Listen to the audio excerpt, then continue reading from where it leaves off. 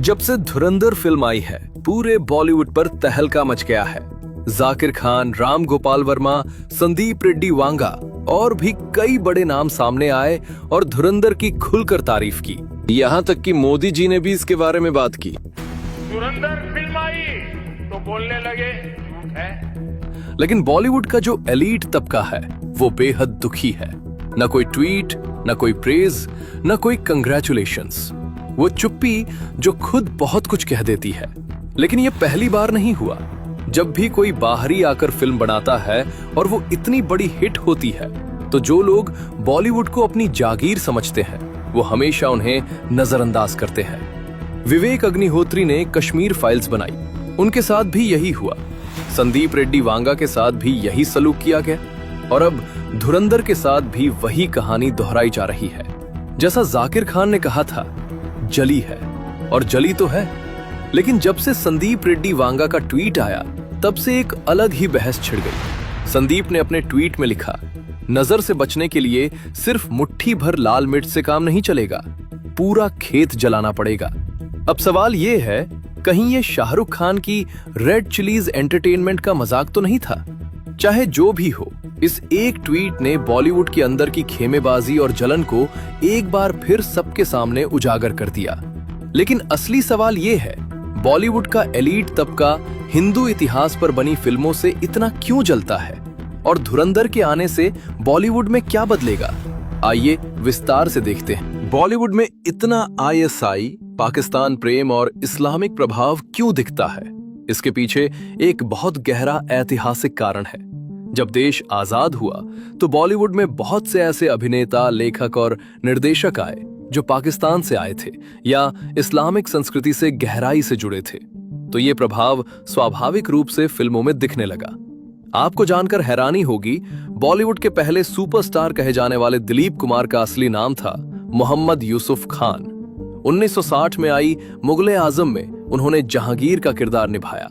Film में जहांगीर को एक महान सांस्कृतिक और आदर्श शासक के रूप में दिखाया गया, जबकि इतिहास में जहांगीर एक बेहद अय्याश और क्रूर शासक था, जिसने अपने पिता अकबर के खिलाफ विद्रोह किया था और शराब में डूबा रहता था। लेकिन बॉलीवुड में उसे नायक बना दिया गया। और ये सिर्फ एक उदाहरण नहीं है।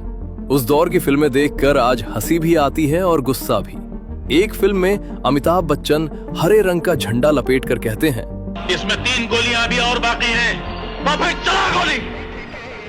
तेरे हाथ में मौत का सामान है तो मेरे सीने पे खुदा का नाम है। एक और फिल्म में अमिताभ बच्चन ने 786 का बैज गर्व से पहना।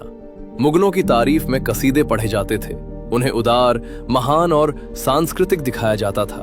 और हिंदू देवी देवताओं के साथ क्या होता था? जब भी हिंदू धर्म की बात आती तो या तो मजाक बनाया जाता या अंधविश्वास से जोड़ा जाता। पंडित हमेशा हास्यास्पद दिखते, मंदिर हमेशा पाखंड का अड्डा, हिंदू रीति रिवाज हमेशा पिछड़ेपन की निशानी। लेकिन अगर किसी दूसरे धर्म को दिखाना हो तो बड़े अदब और सम्मान के साथ। ये दोगलापन दशकों तक चलता रहा।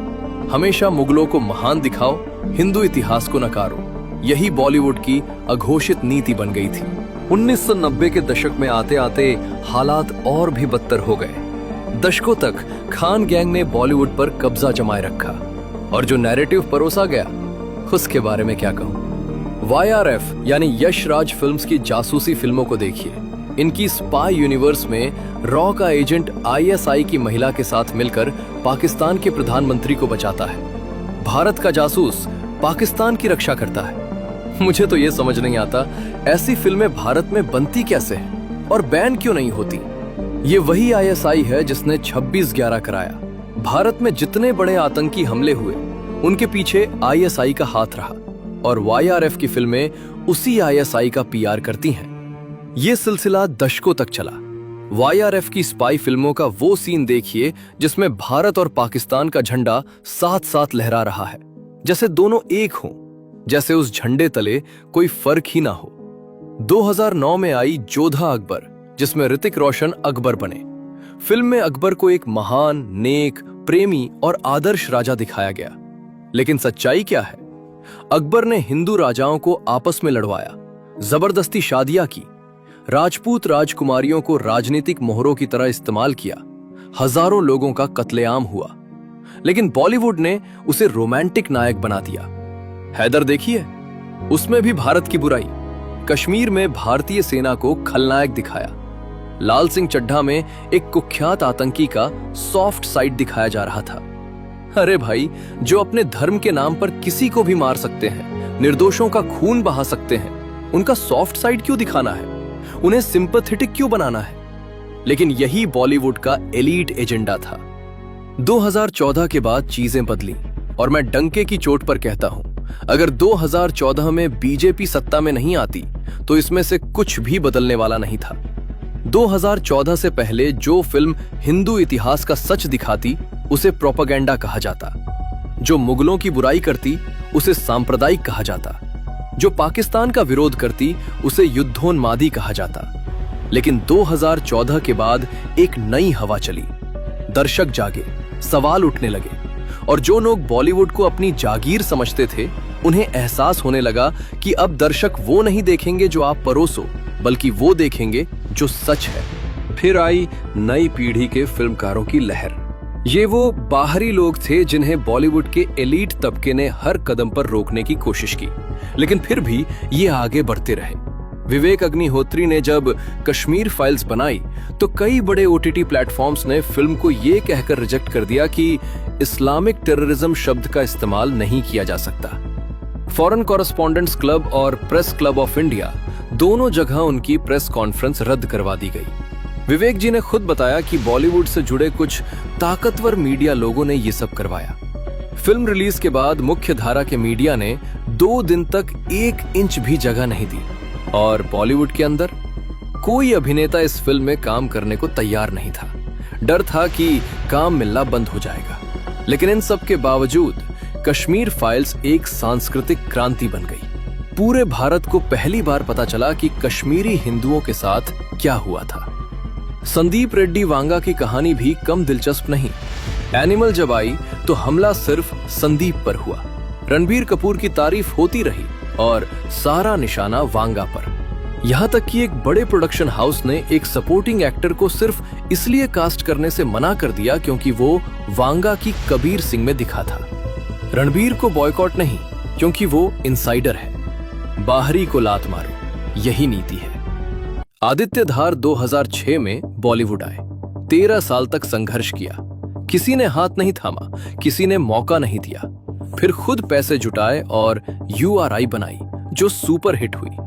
अपने 72 घंटों को हमारा सलाम बोलना, कहना दावत पर इंतजार करें, आज बहुत सारे मेहमान भेजने वाले हैं, ये डायलॉग आज भी रोंगटे खड़े कर देता है। और फिर उन्होंने धुरंधर दी, जिसने बॉलीवुड की नींव हिला दी। लेकिन इस पूरे बदलाव की शुरुआत की थी SS राजामौली ने। बाहुबली ने पहली बार यह साबित किया कि भारतीय संस्कृति को गाली दिए बिना भी फिल्में बन सकती हैं और दर्शक उन्हें प्यार करेंगे। उन्होंने वो दरवाजा खोला जिससे तानाजी, छत्रपति संभाजी, कांतारा, RRR और धुरंधर जैसी फिल्में बाहर आईं। और अब तो बॉलीवुड के इनसाइडर्स भी राम मंदिर के उद्घाटन में जा रहे हैं। बॉलीवुड की सबसे महंगी फिल्म रामायण पर बन रही है। ये बदलाव क्यों? क्योंकि अब प्राउड हिंदू होना अनुकूल नहीं रहा। ये सब बीजेपी के सत्ता में आने के बाद ही संभव हुआ। कांग्रेस के दौर में पाकिस्तान परस्त इस्लामिक रेडिकल कंटेंट को बढ़ावा मिलता था। वो नहीं चाहते थे कि राम मंदिर बने, आर्टिकल 370 हटे, हिंदू अपनी संस्कृति पर गर्व करे। बीजेपी मानती है कि भारत एक गौरवशाली हिंदू सभ्यता है। इसीलिए बीजेपी के कार्यकाल में Kashmir files, Kerala story, Tanaji, RRR, धुरंधर बनी। मैं गारंटी से कह सकता हूं, इनमें से 90% फिल्में कांग्रेस सरकार में नहीं बन सकती थी। अब ये सिविल वॉर में कौन जीत रहा है? साफ दिख रहा है, बाहरी जीत रहे हैं। आदित्य धार की फिल्में बॉलीवुड की सबसे सफल फिल्में। Sandeep Vanga blockbuster, Vivek Agnihotri mega hit. इन सब को ब्लैकलिस्ट करने की कोशिश हुई, लेकिन ये नेशनल फिनोमिनन बन गए बिना पुराने बॉलीवुड की मंजूरी के। पहले एक पत्ता भी बॉलीवुड एलीट की इजाजत के बिना नहीं हिलता था। आज एक बाहरी की वजह से पूरा बॉलीवुड पत्ते की तरह हिल रहा है।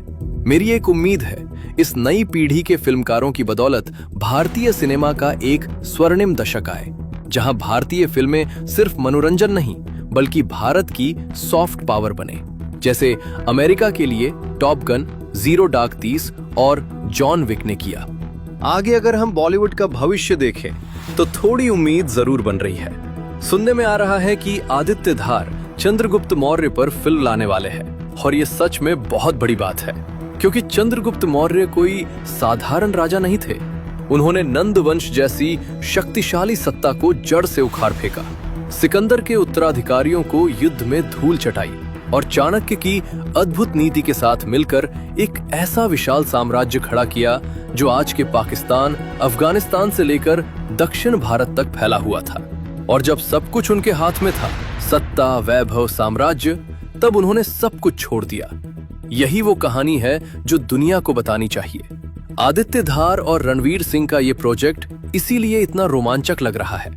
इसमें युद्ध है, नीति है, ड्रामा है और आत्मत्याग है, ये सब एक साथ। नितेश तिवारी रामायण ला रहे हैं। अच्छी होगी या बुरी वो अलग बात है, लेकिन कम से कम भारत का वो असली इतिहास और संस्कृति पर्दे पर आएगी जो हमेशा से दबाई जाती रही। और सबसे बड़ी बात, एस राजामौली की बनारसी, ये इस वक्त सबसे ज्यादा प्रतीक्षित फिल्मों में से एक है।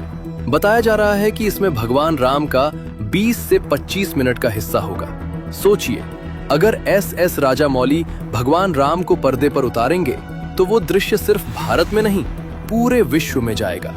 भारत का गौरवशाली इतिहास और संस्कृति दुनिया के कोने कोने तक पहुंचेगी। और सच में सिनेमा एक ऐसी चीज है जो किसी देश की छवि बदल सकती है। इसका सबसे बड़ा उदाहरण है जापान। जापान ने अपने एनिमे के जरिए पूरी दुनिया में अपनी संस्कृति फैलाई।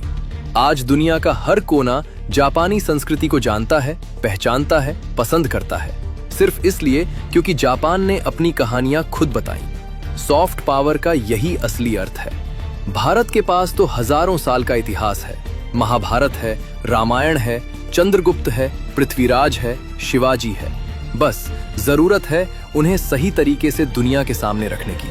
लेकिन बॉलीवुड में एक लॉबी है जो इन फिल्मकारों को हमेशा नीचा दिखाने की कोशिश करेगी, रोड़े अटकाएगी, नजरअंदाज करेगी। फिर भी अच्छी बात यह है, ये नए फिल्मकार किसी से डरते नहीं और दर्शक भी इनके साथ है। उम्मीद है आगे बॉलीवुड बदलेगा, भारत का असली इतिहास पर्दे पर आएगा और एक दिन भारतीय सिनेमा दुनिया की सबसे बड़ी सॉफ्ट पावर बनेगी। अगर ये वीडियो पसंद आया तो लाइक जरूर करें, शेयर करें और चैनल को सब्सक्राइब करें और नीचे कमेंट में बताएं अगला वीडियो किस विषय पर लाऊं। जय हिंद, वंदे मातरम।